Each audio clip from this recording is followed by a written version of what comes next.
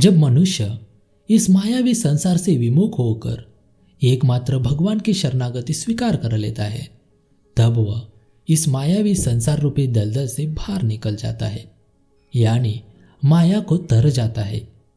जब वह भगवान की शरण लेता है, तब उसके अहम का सर्वथा नाश होता है।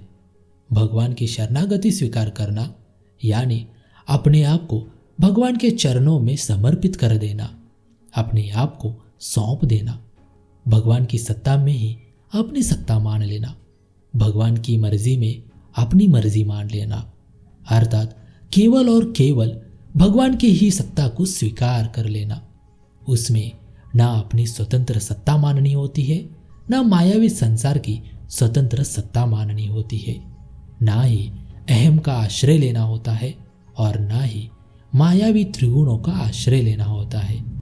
ऐसा करने के लिए ना कोई परिश्रम या उद्योग करना होता है, बस अपने आप को भगवान के चरणों में समर्पित करना होता है, अर्थात भगवान का आश्रय लेना होता है। हर एक व्यक्ति को समझना चाहिए वह इस संसार रूपी मायावी दलदल में फंसा कैसे है और इस माया की अधीनता स्वीकारी कैसे है। पहले तो मनुष्य ने ही माया को सत्ता दी है। यदि वो माया को सत्ता न देकर केवल और केवल भगवान के इस शरण में रहता, तो वह माया को तर जाता, इस संसार रूपी भवसागर से बाहर निकल जाता, अर्थात उसके लिए माया की सत्ता रहती ही नहीं। मनुष्य ने इस प्रकृति से ही अपना संबंध मान लिया है, अपने आप को इस माया रूपी भवसागर में फंसाया है। इसलिए मनुष्य ने जड़ता का आश्रय लिया है, यानी मायावी संसार का आश्रय लिया है, अर्थात अपना और अपने लिए मानने से जड़ता में फंस चुका है और स्वयं को करता धरता जगत मान चुका है। परंतु जब वही व्यक्ति भगवान का आश्रय लेता है, तब वह स्वतः सिद्ध चिन्मय होता है, परमानंद की अनुभूति होती है और उस व्यक्ति के लिए ये सारा जगत मिथ्या लगने लगता है, अर्थात स्वयं को जगत स्वरूप नहीं मानता, प्रत्युत वह भगवत स्वरूप होता है जो उसका वास्तविक रूप है। परमात्मा स्वयं कहता है, जीव मेरा ही अंश है। अतः जब मनुष्य या कोई भी जीव मेरी शरण लेता है, तो वह माया से तर जाता है। इसलिए मेरी शरण लेने वाले भक्त का मेरे सिवाय अन्य किसी से संबंध होता ही नहीं और होना संभव भी नहीं। उसकी दृष्टि में भगवान के सिवाय अन्य कोई होता ही नहीं और ना ही उनकी दृष्टि दूसरे में जाती है और ना ही दूसरा उनकी दृष्टि में आता है। उनकी दृष्टि में प्रकृति की न तो सत्ता रहती है, न महत्ता रहती है और न अपनापन रहता है। उनकी केवल भगवत बुद्धि हो जाती है, जो वास्तव में भगवत स्वरूप ही है। जिस व्यक्ति में विवेक की प्रधानता ज्यादा होती है, ऐसे व्यक्ति अहम का आश्रय छोड़कर भगवान का आश्रय लेते हैं, अर्थात संसार में रहकर भीतर से संसार का त्याग करके भगवान के आश्रित होते हैं। परंतु जिन व्यक्ति में विवेक की प्रधानता नहीं होती है, प्रत्युत भगवान में श्रद्धा और विश्वास की प्रधानता ज्यादा होती है, ऐसे सीधे सरल भक्त अहम के साथ यानी जैसे है वैसे ही भगवान के आश्रित हो जाते हैं। ऐसे भक्तों के अहम का नाश भगवान स्वयं करते हैं। भगवान स्वयं कहते हैं कि जो भी व्यक्ति मेरे शरण होता है तो वह माया से तर जाता है। अतः प्रश्न यह निकलता है कि सब के सब जीव भगवान के शरण क्यों नहीं होते? इसका कारण क्या है? मित्रों, मैं आपको एक भगवद गीता के श्लोक से बताता हूँ। नमाम दुष्कृतिनो मूढ़ा प्रपदन्ते नराधमः मायया परत ज्ञान असुरम भावमाश्रिता, अर्थात जो व्यक्ति पाप कर्म करने वाला और मूढ़ होता है वे भगवान की शरणागति प्राप्त नहीं कर सकते। दुष्कृति व्यक्ति अर्थात पाप कर्म करने वाले वे ही होते हैं जो नाशवान परिवर्तनशील वस्तुओं में ममता रखते हैं और जिस वस्तु की कमी है उस वस्तु की कामना रखते हैं।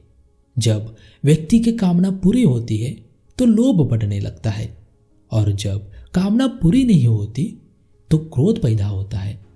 इसी तरह जो व्यक्ति कामना में फंसकर व्यभिचार आदि शास्त्र निषिद्ध विषयों का सेवन करता है, लोभ में फंसकर झूठ, कपट, विश्वासघात, बेईमानी आदि पाप करता है और क्रोध के वशीभूत होकर द्वेष, वैर आदि, दुर्भावपूर्वक हिंसा आदि पाप करने लगता है, वे दुष्कृति होते हैं।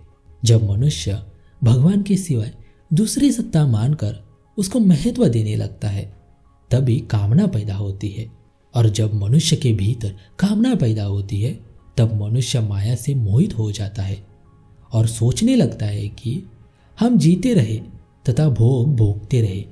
यह बात उनको जच जाती है, इसलिए वे भगवान के शरण नहीं होते, परंतु विनाशु वस्तु, पदार्थ आदि के शरण हो जाते हैं।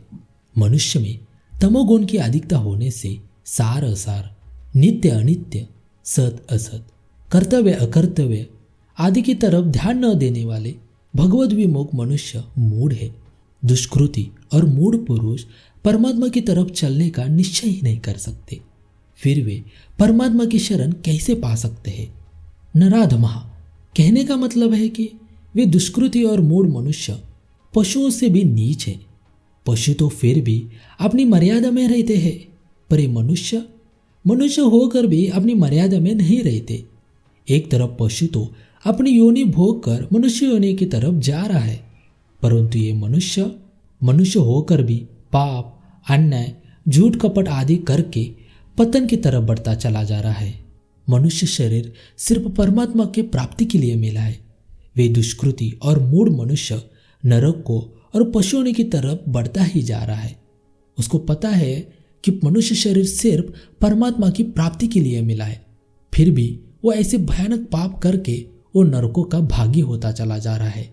ऐसे मूढ़तापूर्वक पाप करने वाला जीव नरकों का अधिकारी होता है।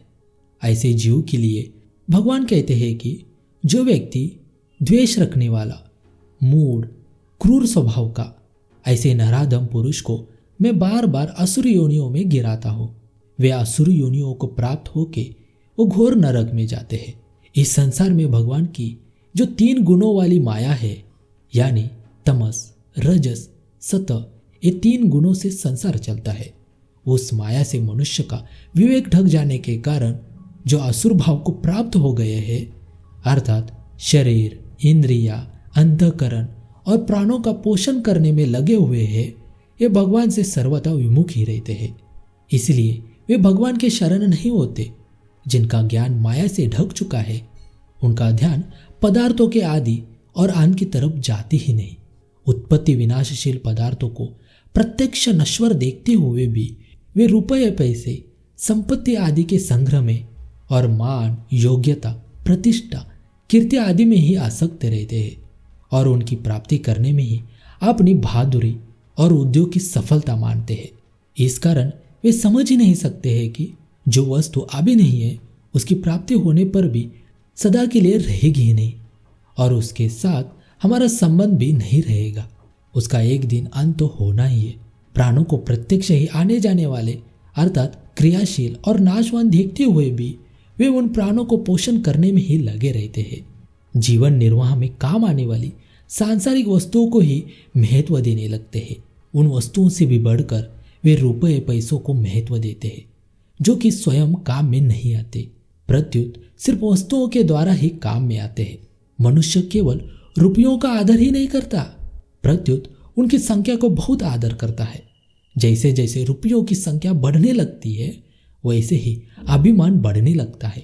अभिमान तो संपूर्ण आसुरी संपत्ति का आधार और संपूर्ण दुखों एवं पापों का कारण है। ऐसे अभिमान को लेकर ही जो अपने को मुख्य मानते हैं, वे असुर भाव को प्राप्त होते हैं।